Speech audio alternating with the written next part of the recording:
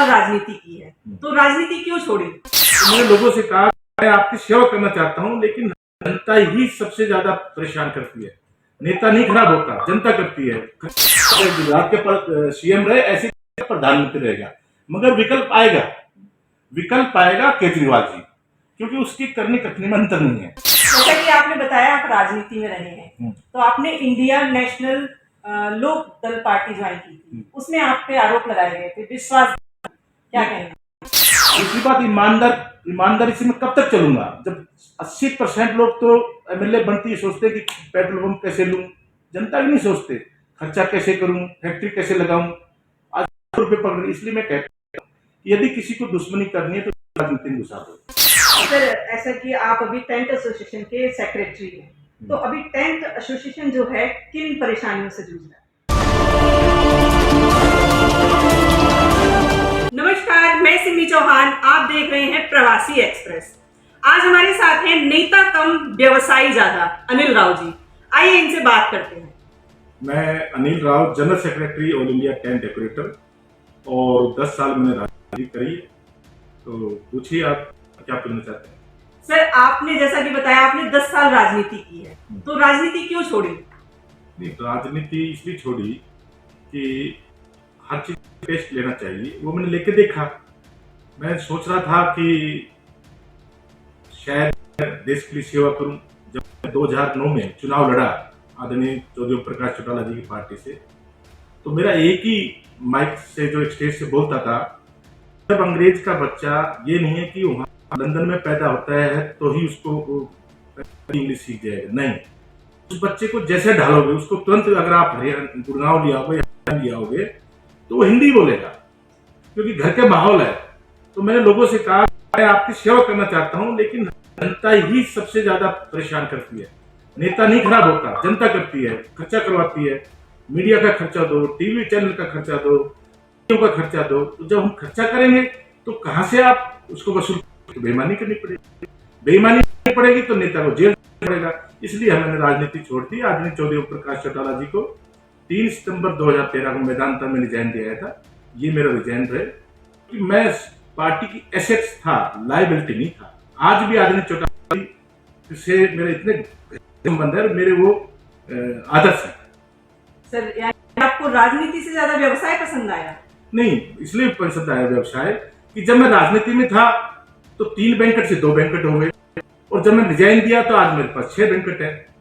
तो जब ऐसा ही मैंने बेईमानी नहीं करनी तो अपने बिजनेस व्यापार को देखूं। और आज आज मैं आजाद हूं। आज चाहे बीजेपी पार्टी हो, चाहे कांग्रेस पार्टी हो, चाहे आप पार्टी हो, हम वही बात करेंगे। जो अच्छा करे उसे अच्छा कहेंगे, जो गलत कहे उसे गलत कहेंगे। सर, आप जैसे आपका अनुभव रहा है 10 से 12 साल का राजनीति में, तो कोई नया व्यक्ति अगर राजनीति में अपना वर्चस्व स्थापित करना चाहता है तो उसको किन किन दिक्कतों का सामना करना होता है? तो बहुत करनी सामना पड़ता है। अब आप देख लीजिए जी, अन्ना हजारा जी का जो आंदोलन था उसमें तो केजरीवाल जी सारे आए थे उसी के अंदर। केजरीवाल जी ने अपने आप को पकड़ के अपने आप को स्टैंड किया।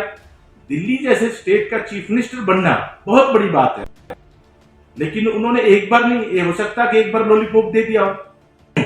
लॉलीपॉप दिया होता तो 62 सीट दोबारा थी। इसका मतलब मुझे बड़ा अच्छा लगता है जब देश में 2 स्टेट में इस तरह के सीएम भी हो, और देश में ऊपर वाली पार्टी में नरेंद्र भाई मोदी जी हो, और उनको उम्र लंबी लगे, उनकी उम्र हमारे बढ़े, ताकि देश का विकास हो। सर, अभी गुरुग्राम की बात करें तो गुरुग्राम में जो कांग्रेस की स्थिति है, चिंतन शिविर के बाद भी आपसी कलह बरकरार है, और आम आदमी पार्टी में भी कुनवा तो बढ़ रहा है लेकिन उसमें भी आपसी कलह है। तो कौन सी पार्टी अभी वर्चस्व स्थापित करेगी? देखिए, 2 बात, जब झगड़े होते हैं तो वो पार्टी बहुत ज्यादा ऊपर जा रही है या फिर वो डूब रही है। डूबने में कांग्रेस इस वक्त, और आप बढ़ने में अगर झगड़े हो रहे हैं तो इसका मतलब आप पार्टी बढ़ रही है। तो मतलब आपका कि कांग्रेस अपना वर्चस्व कहीं ना कहीं खो रही है? देखिए, कांग्रेस एक समय पे राज किया था। काट के आंधी एक बार चढ़ती, इनकी तो 13 बार आंधी चढ़ी है। उसकी लीडर थी स्वर्गीय इंदिरा गांधी जी, पंडित नेहरू लाल जी, सब थे, अच्छे लीडर थे। इनमें लीडरों कोई कमी नहीं है, मगर सोनिया गांधी जी ने भी अच्छा एक्शन लिया। लेकिन सोनिया गांधी ने जो रिमोट का काम किया, मनमोहन सिंह प्रधानमंत्री इतने अच्छा वित्त मंत्री, मगर उसको खराब कर दिया पूरा, और 10 साल में पूरे देश को पीछे ले गए। आज कांग्रेस में कोई कमी नहीं है भी सुधार करना चाहे, मगर सोनिया गांधी बेटे को युवराज बनाना चाहती है। अगर बनाना था तो मनमोहन सिंह के टाइम बना देना चाहिए था, तब पता चल जाता है उनमें क्या गुण है। अगर वो गुण होते तो उन्होंने वो जो मनमोहन सिंह जी हमारे प्रधानमंत्री ने पास किया था जो ऑर्डिनेशन, उसको पाट दिया। देश के प्रधानमंत्री जो लोकसभा का ऑर्डिनेशन पाट दिया जाए, उसको अपना बड़ाई समझते हैं। मैं राहुल जी को नहीं समझते इस मामले में। ठीक है, उनके परिवार ने पूरी मतलब बलिदान दिया है देश के लिए। इंदिरा गांधी जी भी हमारे देश के लिए बलिदान हुआ। उनके पिता राजीव गांधी बहुत अच्छे प्रधानमंत्री थे जो कंप्यूटर युग में गए। लेकिन आज जरूरी नहीं है। आज बीजेपी पार्टी एक संगठन की पार्टी है। आज अकेला मोदी जी, ठीक है आज अमित शाह जी की मोदी जी चल रही हो, लेकिन नहीं, सारे बैठ के फैसले किए जाते हैं। देश मजबूत है, इसलिए लोग 70% लोग आज मोदी जी को बिना बताए वोट दे रहे हैं। स्टेट उसके लोकसभा की, मगर स्टेट का अलग अलग मुद्दा है। ममता वहां बेस्ट है, नवीन पटनायक जी वहां बेस्ट है, केजरीवाल जी यहाँ बेस्ट है, मान जी यहाँ बेस्ट आए पंजाब में। अब पंजाब में मान सीएम बने, उस पर आरोप लगाया, बोलो वो तो भाई दिन में दारू पी लेता है। उसने कहा ठीक है मेरी निजी लाइफ छोड़ दिया मैंने। आज उन्होंने जो डिसीजन लिया, एमएलए का एक जो एमएलए जो उसी को ही वो मिलेगी पेंशन, क्यों नहीं लिया? कांग्रेस ने क्यों नहीं लिया? बीजेपी वैसे बहुत अच्छा काम कर रही है, लेकिन ये डिसीजन क्यों भूल गई? जो लाखों करोड़ों रुपए खर्च हो रहा है महीने में पेंशन का, बिल्कुल जायज बात है, जो एमएलए होगा उसी को पेंशन मिलनी चाहिए। सर अभी मोदी जी प्रधानमंत्री हैं, तो मोदी जी की किसी और में देखते हैं आप? देखिए जी, जब तक मोदी जी लोकसभा लेवल पे, तो क्योंकि मोदी जी बनते देश के प्रधानमंत्री, उसके लिए चाहिए बराबर की पार्टी। वो कांग्रेस है नहीं, तो अभी विकल्प नहीं बन सकते उनके कोई, जब तक उनके सांस में दमदम है या उनका अपना कोई नियम बदलते तो अलग बात है। वो जब तक गुजरात के सीएम रहे ऐसे प्रधानमंत्री रहेगा। मगर विकल्प आएगा केजरीवाल जी, क्योंकि उसकी करनी कथनी में अंतर नहीं है।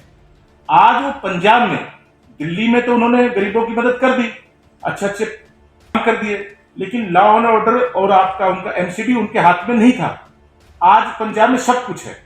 यहाँ पे राज्यपाल उनके ऊपर था, जी था, गवर्नर था, यहाँ पे सब कुछ सर्व। यदि पंजाब में वो कामयाब हो जाते हैं तो मैं कह नहीं सकता कि जब आदरणीय मोदी जी का विकल्प होगा तो केजरीवाल ही होगा। सर केजरीवाल जी ने दिल्ली में घर, पानी, बिजली, यहाँ तक कि बसों का किराया भी फ्री कर रखा है। हाँ। तो आप उनके पक्ष में हैं?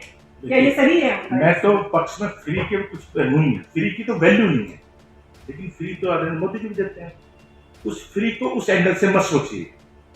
आज विदेशों के अंदर मेरे बेटे ने, भतीजे ने अभी फ्लैट लिया, खुद बेचारे पेंट कर रहे हैं, क्योंकि लेबर नहीं है वहां। लेबर इतनी ज्यादा रेट है क्योंकि वहां सारे अमीर है। लेकिन हमारा देश 140 करोड़ की जनता का है, मेरा अपना देश 140 करोड़ है, उसमें गरीबी बेचारे कम से कम 85% है। अगर उनकी मदद कीजिए। हाँ, गुस्सा आता है जब फ्री के पैसे से दारू पीते हैं, रात को बीवियों को मारते हैं, उन लोगों को मत दीजिए, उनको अरेस्ट कीजिए। मगर गरीब की मदद करने से वो हमारे थोड़े पैरेलल आ जाएंगे। कम से कम एकदम ऐसा हाल नहीं होना चाहिए जो विदेशों में कि या तो अमीर है या गरीब है। तो ठीक कोई नहीं है इस बात में, क्योंकि जो दिल्ली की जनता है जिसने वोट देंगे, वाला कोठी या बड़ा व्यापारी, कोई वोट देने नहीं है। देश का अगर असली वोटर है तो गरीब है, और गरीब को देना फ्लाईओवर से, उसने बेचारे ने पूरी करनी है, उसने 500 रुपया कमाना है, उसका 200 मिल जाए बिजली और पानी फ्री हो जाए, उसे क्या चाहिए बेचारे को? राशन मिल ही गया। तो ध्यान रखना पड़ेगा, जिसने जन्म लिया है इस धरती पे उसका ख्याल रखना पड़ेगा। अगर नहीं ख्याल रखेंगे तो गरीब फिर अमीर को मारेगा, क्योंकि उसको जब भूख लगेगी तो कहां से खाएगा? वो काटेगा, हमें काटेगा। तो इसलिए कोई बुराई नहीं। सर ऐसा कि आप अभी टेंट एसोसिएशन के सेक्रेटरी हैं, तो अभी टेंट एसोसिएशन जो है किन परेशानियों से जूझ रहा है? देखिए, मैं पहले तो अपने हरियाणा सरकार से चलता हूँ। हमारे सबसे बड़ी समस्या बैंक की है। यहाँ पे पेट्रोल की, मैंने आदरणीय मनोहर लाल खट्टर जी जो पहले बार सीएम थे, 15 अगस्त 2017-18 की बात है, मैंने उनसे रिक्वेस्ट की अपनी टीम के माध्यम से, मैं तो उनसे नहीं मिला, कि राजस्थान में जब एग्रीकल्चर लैंड के अंदर बैंक चल सकते हैं और उनका करोड़ों रुपए का रेवेन्यू आ रहा है। देखिए, वसुंधरा जी बीजेपी सरकार की चीफ मिनिस्टर थी, यहाँ भी बीजेपी है। तो एक देश में दो कानून हो रहे हैं, वहां बैंकेट का हर साल हमारे 21 से 23 मार्च के बीच में, चाहे वो एग्रीकल्चर लैंड हो, जो 5 गज में बना हो, चाहे 2000 गज में, जितना बड़ा एरिया उस हिसाब से वो डेवलपमेंट चार्ज ले लेते हैं। मान लो मेरा मान प्लेस है जयपुर, मुझे कोई तकलीफ नहीं, आज 8 साल हो गए किराए पे मैं चला रहा हूँ, क्योंकि 90% बैंकेट हॉल लीज पे होते हैं। इधर केजरीवाल जी सरकार है, जबकि वो तो एनसीडी का मामला था, हमने एनसीडी दिल्ली में दिया साउथ में, तो आज साउथ दिल्ली के अंदर आप एग्रीकल्चर रेंट पे बैंकेट बना सकते हो। 10,000 मीटर पे आप 27,000 रुपए हर महीने की फीस भरो, आपको कोई टेंशन नहीं, नक्शा पास कराइए। नक्शा तो पास कराना है, क्योंकि आम जनता को जरूर ध्यान देना है, कभी अनहोनी हो जाए तो आग ना लगे। दूसरा इश्यू मेरा देश की सरकार से है, क्योंकि मैं ऑल इंडिया जनरल सेक्रेटरी हूं। मैं माननीय स्पीकर साहब से मिला था, मैंने उनसे रिक्वेस्ट की कि आपने जीएसटी 18% लगा दिया ना, मैंने अपनी जेब से देना, पैसा जनता ने देनी है। आपने टैक्स तो लगा दिया, वो बड़े बड़े अफसर अधिकारी बैठते हैं, जैसे आप कहते हो वो समझ जाते हो आप जिससे आपसे टैक्स रिकवरी करानी है, क्या एसोसिएशन को आपने बुलाया?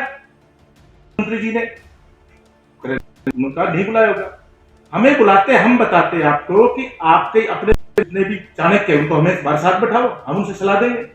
आज 18% जो टैक्स लेते आप, 140 करोड़ की जनता है, 140 करोड़ की जनता में 95% टैक्स नहीं दे रहे। टैक्स को गवर्नमेंट के काम जितने इनके टैंक के लगते हैं, मारुति कंपनी या दुनिया भर की कंपनी है, तो फिर टैक्स तो 95% जनता तो दे ही नहीं रही ना, वो क्यों नहीं दे रही कि आपने जाति कर रखी 18% गलत लगा रखा है।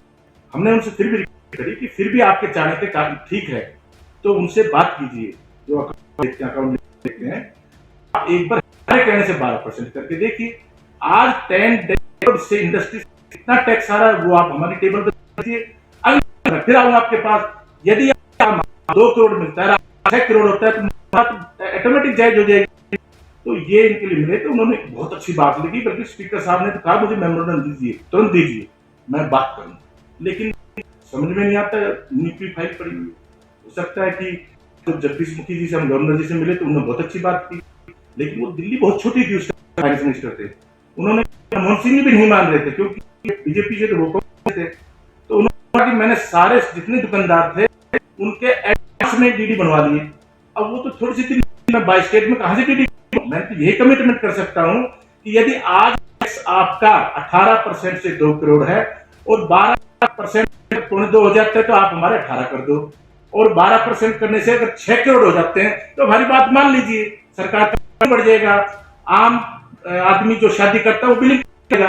नहीं तो मैंने कहा स्पीकर साहब, जिस दिन आपके घर में फंक्शन होगा ना, जब मुखी जी आपके घर में फंक्शन होगा, तब भी आप 1000 आदमी की प्लेट होगे, आप भी राव साहब 200 आदमी करवा, हंस पड़े। ये उधर रिकॉर्ड की बात है, आप हंस पड़े, आप लॉजिक पे बात कर रहे हो, मैं भी नहीं बना सकता। तो ये जो बात जाएगी हो जाएगी। जैसा कि आपने बताया आप राजनीति में रहे हैं, तो आपने इंडिया नेशनल लोक दल पार्टी ज्वाइन की, उसमें आप पे आरोप लगाए गए थे विश्वास, क्या कहना? मेरी बात तो किसी चैनल में नहीं देखा, विश्वासघात लगा, वो गलतफहमी थी भाई अजय सिंह चौटाला जी को, उनको बाद में रियलाइज भी होगा, उन्होंने खुद अपनी अनिल को गलत किया। ये बात है 2010 के 10-11 की बात थी। रेवाड़ी के अंदर जिला परिषद के चेयरमैन के चुनाव होने थे, हमारे 2 पार्षद थे लोकदल पार्टी से, क्योंकि पार्टी का अध्यक्ष था, हाँ शायद वहीं पे था, तो मेरे पास मैसेज आया जगदीश जी का, जो हमारे इंडियन नेशनल प्रधान थे रेवाड़ी, वो पार्टी छोड़ चुके थे। उन्होंने कहा कि आप ये 2 पार्षद अपने तो बड़े साहब से बात कर लीजिए, तो कप्तान का आदमी बन जाएगा। एक नटवर लाल है वहां के अंदर, उसना वो राव इंद्रजीत के साथ जुड़ा, वो भी था, वो शायद अपनी घरवाली को बनाना चाहता था। उसने, मैंने बड़े साहब से बात करी, वो अमेरिका में थे, उन्होंने कहा कि अनिल अजय सिंह है, आप उनसे बात कर लीजिए। तो रात थी, मेरी बीवी बीमार थी, मैं ऑलरेडी पुष्पांजलि हॉस्पिटल में था उनके साथ। मैंने कहा रात को भाई साहब अजय सिंह को मैं नहीं जगा पाऊंगा, सुबह 9 बजे वोटिंग होनी थी। मैंने अपने जो कैंडिडेट से कह दिया कि मैंने बड़े साहब से बात कर ली, कहा कि अजय सिंह लोकल है, मेरी हिम्मत नहीं है उनको रात को जगाना था, इसलिए आप भाई साहब के चैनल के थ्रू बात कर लीजिए। ये लोग हार गए, जो गुट था, हारने से, गुट को हारने से, तो सतीश यादव है वो पहुंच गया अजय सिंह के पास कि केवल हम अनिल राव की वजह से हार गए। और भाई साहब ने मेरे को नोटिस दे दिया, क्यों नहीं आपने अजय कैप्टन की, मेरे पास आज रिकॉर्ड में उसका मदद करी। मैंने उसका जवाब दे दिया, चौटाला साहब आए विदेश से 9 सितंबर को, तो एक मिनट दोबारा में फिर वही हल्का टेक्स्ट था। ये छोटी मोटी चलती है। सर एक आखिरी सवाल और आपसे, आप भविष्य में कभी राजनीति ज्वाइन करना चाहेंगे? देखिए, मैं भविष्य की तो छोड़िए, मैं अपने परिवार को और अपने जो डियर नियर सबको कहना चाहता हूँ कि यदि राजनीति ईमानदारी की हो तो कोई बुराई नहीं है।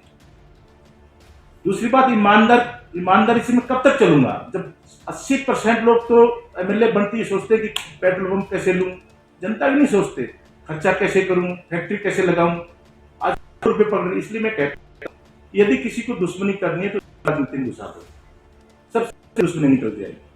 रही बात राजनीति की, मैं 100% पॉलिटिकल पार्टी से नहीं जुड़ा हुआ, नहीं तो मैं आज ये नहीं बोल सकता जो आज मैं खुल के बोलता हूँ। मुझे वही पड़ता है जो पार्टी का संविधान बोलता है, पार्टी की पॉलिसी बोलती है। इसलिए हमें केजरीवाल काम अच्छा करेगा तो केजरीवाल, चौधरी ओम प्रकाश चौटाला जी तो मिल ही नहीं सकते धरती पे। वो एक लीडर है, लेकिन ठीक है, उनकी मजबूरी क्या क्या गड़बड़ हुई, कैसे हुई, उनका कोई नहीं था, लेकिन लिखा कुछ ना कुछ, या पिछले क्रम में कुछ गड़बड़ गलती हुई जो जेल हुई, और या इन पार्टियों की साजिश थी। अदरवाइज नेता ओम प्रकाश चौटाला जी भी रहे, इंदिरा गांधी जी भी, मोदी जी भी रहे, ममता भी अच्छी है, केजरीवाल जी भी अच्छे हैं, नवीन पटनायक भी अच्छे हैं। तो ये हमारे साथ थे अनिल राव जी, उन्होंने राजनीति में हाथ जोड़ लिए हैं और अपने व्यवसाय से पूरी तरह खुश हैं। देखते रहिए प्रवासी एक्सप्रेस।